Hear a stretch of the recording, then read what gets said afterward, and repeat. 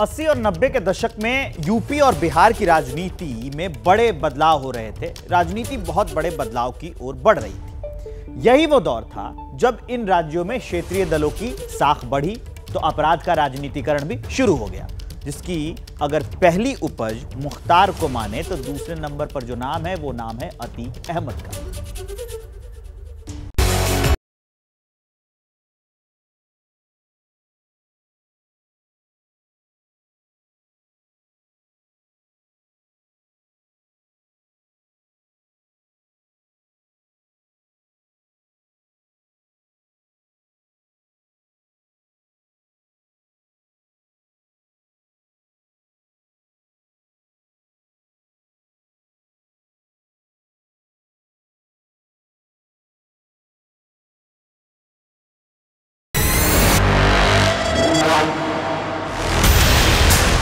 जुर्म की दुनिया का वो चेहरा जिसके अपराधों की लिस्ट पूर्वांचल के किसी भी माफिया से लंबी है। 44 साल, 100 से ज्यादा केस। अतीक अहमद के बारे में कहा जाता है कि उसके पिता तांगा चलाकर परिवार का गुजर बसर करते थे, तो अतीक अहमद को कैसे भी करके अमीर बनने का शौक था। उस वक्त प्रयागराज में चांद बाबा की तूती बोलती थी। पुलिस और नेता दोनों चांद बाबा के काले साम्राज्य को खत्म करना चाहते थे। ऐसे में अतीक अहमद ने फायदा उठाया। ऐसा कहा जाता है कि अतीक अहमद ने उस वक्त के पुलिस अफसरों और नेताओं से सेटिंग कर ली थी और महज 7 साल के अंदर चांद बाबा से बड़ा गैंग खड़ा कर दिया था।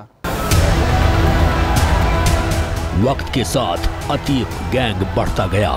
हत्या, लूट, अपहरण के केस दर्ज होने लगे।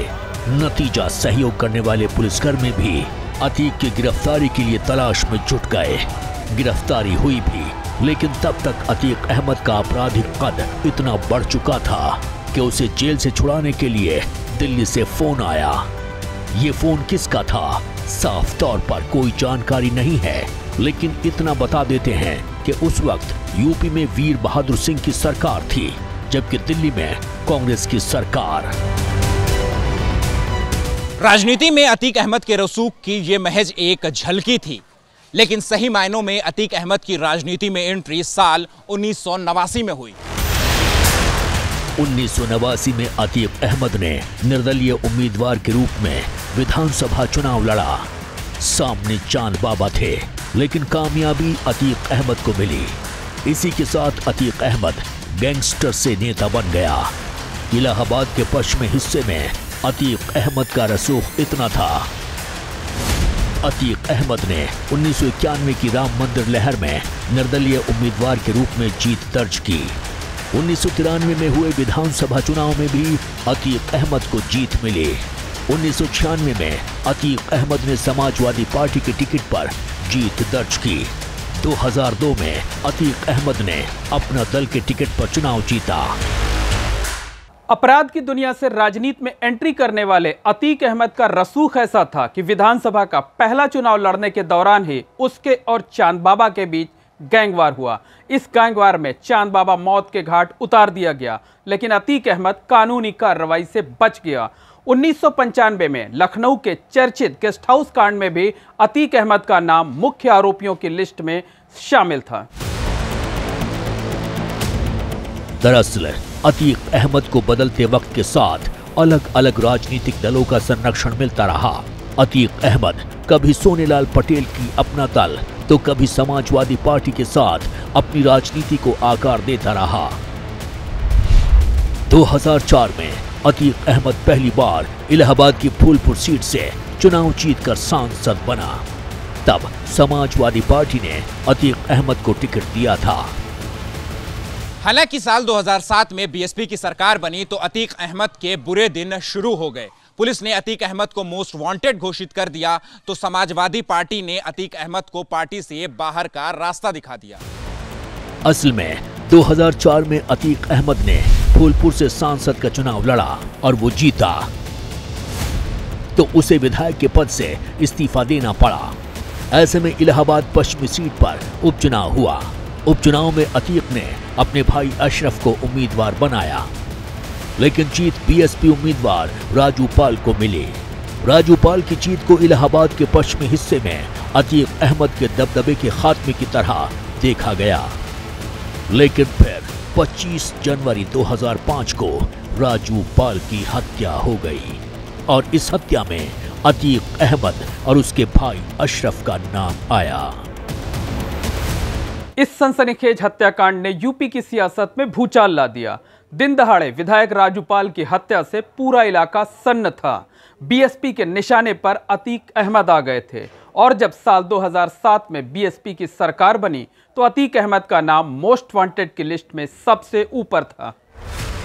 अतीक अहमद ने राजू पाल हत्याकांड में कार्रवाई से बचने की तमाम कोशिश की। 2012 में समाजवादी पार्टी की सरकार बनी। उस वक्त अतीक को जरूर थोड़ी राहत मिली, लेकिन फिर 2017 में योगी आदित्यनाथ की सरकार सत्ता में आई तो कार्रवाई की रफ्तार तेज हो गई। पुलिस ने 1000 करोड़ से ज्यादा की संपत्ति जब्त कर ली। कई निर्माण ढहा दिए गए।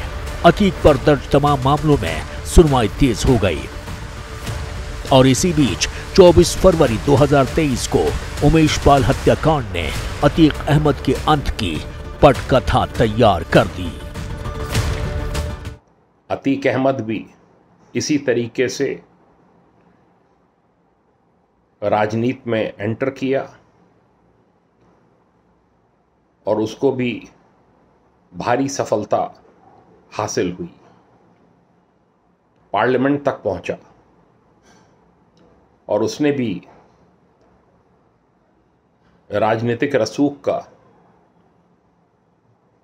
भरपूर दुरुपयोग किया, मनमानी की और उत्तर प्रदेश के सबसे बड़े माफिया डॉन के रूप में उभर कर आया। उमेश पाल हत्याकांड में अतीक अहमद और उसके भाई अशरफ को पुलिस ने मुख्य आरोपी बनाया था। इसी केस के सिलसिले में अतीक अहमद को साबरमती जेल से प्रयागराज लाया गया तो अशरफ को बरेली जेल से प्रयागराज ले जाया गया। केस की जांच हो रही थी, लेकिन 15 अप्रैल 2023 को नियमित जांच के लिए जब पुलिस दोनों को लेकर हॉस्पिटल पहुंची थी, 3 शूटर्स ने दोनों की गोली मारकर हत्या कर दी। जैसे ही घड़ी का काटा दोपहर 2:30 पे आए, बबीता जी का दिल सास बहू साजिश के लिए मचल जाए। और ये है इनकी बहू, पूरे दिन ऑफिस की टेंशन हो जाए गॉन जब ये करें अपना फेवरेट शो फ्री टाइम पे ऑन। इनकी तरह आप भी देखिए अपना फेवरेट शो अपने टाइम पर और डाउनलोड कीजिए एबीपी लाइव ऐप अपने स्मार्ट टीवी पर।